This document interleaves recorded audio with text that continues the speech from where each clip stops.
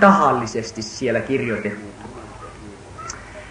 että kaikki heidän omat työnsä, omat ponnistelunsa, omat yrityksensä, oma voimansa, oma kykynsä ja oma intonsa, se on kaikki pyyhitty pois. Että he eivät voi mistään tulevina päivinä kerskata, että kun minä näin tein, niin sitten se tuli. Vaan kun ne väsyneenä istuu eikä tee mitään. Suloisessa levossa Golgatan työn perusteella, että Jeesuksen veri on vuotanut, meidän syntimme on annettu anteeksi. Meidän ei tarvitse tehdä mitään muuta kuin levätä hänessä, istua ja odottaa. Silloin taivaat aukenivat ja yläsalissa alkoi kuulua suhina. Raamattu sanoo niin kuin olisi käynyt väkevä tuulispää. Ja sanotaan, täytti koko huoneen, jossa he istuivat. Ja he näkivät ikään kuin tulisia kieliä, jotka tuli alas taivaasta ja jakaantui heidän itse kunkin päälle. Amen. Mitä tästä sanot? Amen. Se on vielä enempi kuin kaatua maahan minuutiksi tai 5 minuutiksi. Nähdä tulisia kieliä, jotka lankesi taivaasta 120 ihmisen päälle. Mitä siitä, ystäväni, sanot, jos tänä iltana Jumalan liekit alkaa leimuta tässä telttamajassa? Se päivä on meillä vielä edessäpäin. Me koemme kaiken sen uudelleen, mitä on apostolin tekoihin kirjoitettu.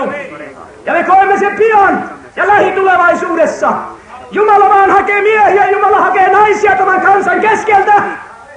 Kenetkä hän valtuuttaa julistamaan täyttä evankeliumia sellaisena kuin se on kirjoitettu.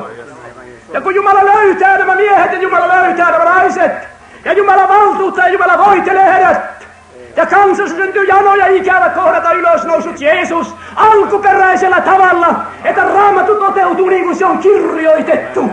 Jumalan tuliset liekit alkavat leimuta silloin, kun niitäkin tarvitaan. Halleluja. Amen. Ja kaiken lihan täytyy tukkia suunsa, sanoi Raamattu.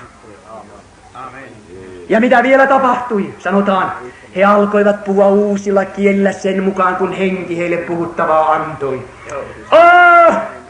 Ajatteleeko ne, kun 120 ihmistä juuri saa henkikasteen?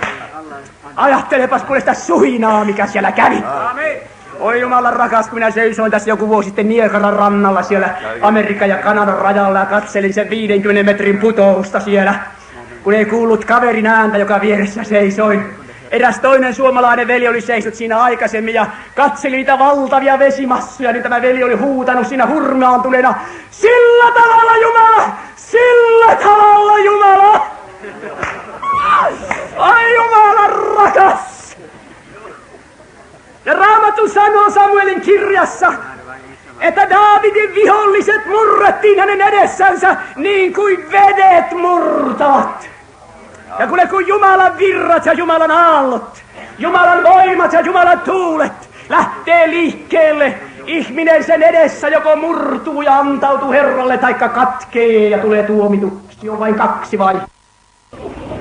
Ja Raamattu sanoo Samuelin kirjassa, että Daavidin viholliset murrettiin hänen edessänsä niin kuin vedet murtavat. Ja kun Jumalan virrat ja Jumalan aallot, Jumalan voimat ja Jumalan tuulet lähtee liikkeelle, ihminen sen edessä joko murtuu ja antautuu Herralle taikka katkee ja tulee tuomituksi. On vain 2 vaihtoehtoa. 120, kun täyttyi pyhällä hengellä ja tulella. Se oli kuin Niagaran kuohut, halleluja. Ja mikä siitä oli seuraus? Ihmisiä kokoontui tuhansittain kuuntelemaan, mitä nyt on tapahtunut. Ja ne kuuntelee ja ne ihmettelee ja ne kuuntelee ja ne ihmettelee. Ja ne pukkii toisiansa ja sanoo, siellä on nyt ne Jeesuksen seuraajat. Siellä on ne lahkolaiset. Voi hyvänen aika, ne sanoo siihen. Kuuntele nyt. Mitä ne puhuu? Nehän on kaikki humalassa. Nehän on täynnä makiota viiniä. Jos härmäläinen olisi siellä, olisi sanonut, että sehän on kännis koko porukka. Mutta jerusalemilainen oli pikkusen sivistyneempi kuin me härmäläiset olemme. Ja sanoi, että ne on täynnä makeata viiniä. Sanoi vähän noin niinku hienosti. Mutta kuitenkin siihen sisältyi iva ja pilkka, että nyt se koko uskovaisten lauma, niin pieneen kuin se on huvennut 120, nyt ne on humalassa tuolla yläsalissa. Se vaikutti humalaiselta niiden elämä siellä, kun ne ylistivät Herraa uusin kielin, palvoivat Jeesusta, jumaloivat Jeesusta, lupasivat uskollisuutta Herralle, antoivat sydämensä rakkauden Jeesukselle. He olivat hurmaantuneet yhteen ainoaan mieheen koko maailman kaikkeudessa. Se oli Jeesukseen, Kristukseen. Heille oli Jeesus nyt todellisempi kuin silloin, kun Jeesus oli maan päällä. Pyhä Henki kirkasti heille Jeesuksen täydellisen sovitustyön.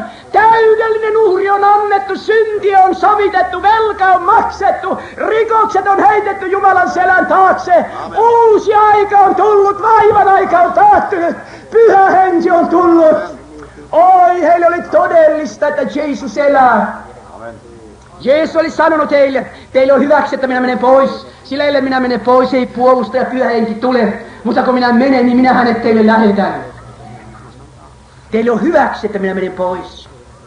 Jeesus nousi Öljymäeltä ylös taivaaseen. Ja mitä Raamattu sanoo, istui majesteetin valtaistuimen oikealle puolelle. Ja mikä hänestä tuli siellä majesteetin valtaistuimen oikealla puolella? Hänestä tuli kansansa ylimmäinen pappi. Ja hänestä tuli minun vanhin veljeni. Oi Jumalan rakas. Ajattele, että minun vanhin veljeni istuu majesteetin valtaistuimen oikealla puolella. Ja on koko maailman kaikkeuden ylimmäinen pappi. Hän on minun vanhin veljeni. Jokaista, joka uskoo Jeesukseen, kutsutaan Jumalan pojaksi ja Jumalan tyttäreksi. Ja esikoispoika on ensimmäisenä herätetty kuoloon nukkuneista. Sitten kuki vuorollaan hänen tulemuksessaan. Hän istui siellä ylimmäisenä pappina. Hänen opetuslapsensa oli täällä alhaalla. Hän sanoi isälle, isä, sinä tiedät isä, että minä lupasin heille lähtiessäni, että minä lähetän heille toisen puolustajan, Pyhän Hengen. Isä, sinähän olet tästä tietoinen. Isä, tässä minä olen. Tässä on arvet. Näiden haavojen tähden, isä, kiitos, että sinä toteutat sen, minkä minulle jo aikojen alussa lupasit. Isä, kiitos Pyhästä Hengestä. Oi valtava hetki, kun Jumalan ikuisuuden kolmas persona seisoo tässä isän ja pojan rinnalla. Ja isä sanoo Pyhälle Hengelle, laskeudu alas kaiken lihan päälle.